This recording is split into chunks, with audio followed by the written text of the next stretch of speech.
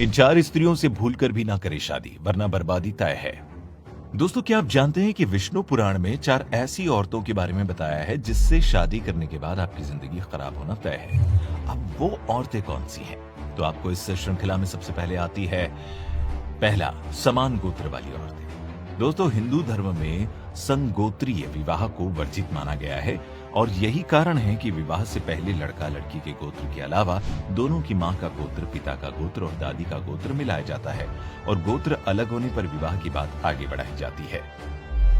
अब जो लोग नहीं जानते उनकी जानकारी के लिए बता दूं कि हमारे शास्त्रों के अनुसार ऋषि विश्वामित्र, जमदग्नि, भारद्वाज, गौतम जैसे 8 ऋषियों के नाम पर ही गोत्र रखे गए हैं। अर्थात एक हिंदू किसी भी जाति से ताल्लुक क्यों न रखता हो, उसके मूल पूर्वज इन्हीं 8 ऋषियों में से एक हैं जिनके नाम पर गोत्र बनाए गए हैं। इसीलिए कभी भी एक ही गोत्र की लड़की या फिर लड़के से विवाह नहीं करना चाहिए। दूसरा है आलसी।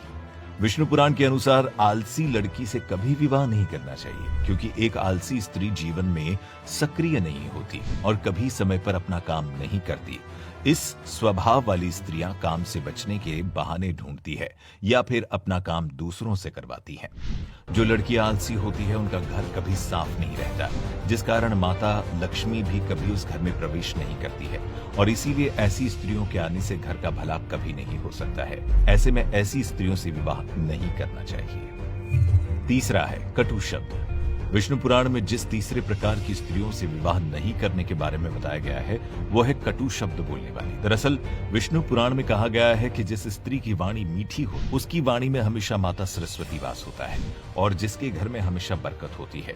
लेकिन अगर स्त्री बुरे या फिर कटु वचन बोलती है तो उसके घर में कभी शांति नहीं होती है, उस घर में हमेशा अशांति का वातावरण बना रहता है। इसके अलावा ऐसी स्त्रियां कभी अपने बड़ों का भी सम्मान नहीं करती है और जिस घर में बड़े बुजुर्गों का सम्मान नहीं होता वहां कभी सुख समृद्धि का वास हो ही नहीं सकता है।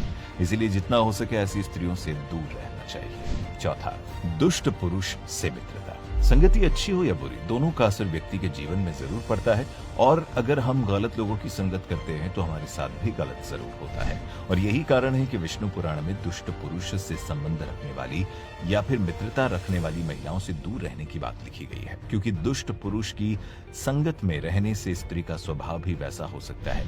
ऐसा होने से उसके चरित्र में भी दोष आ जाता है, इसीलिए ऐसी स्त्री से विवाह नहीं करना चाहिए। तो दोस्तों, ये थी वो 4 स्त्रियां जिनसे कभी भूल कर भी शादी नहीं करना चाहिए। क्या आप इन चीजों को अपने जीवन में अनुभव कर रहे हो? अगर हाँ, तो नीचे कमेंट करके जरूर बताएं।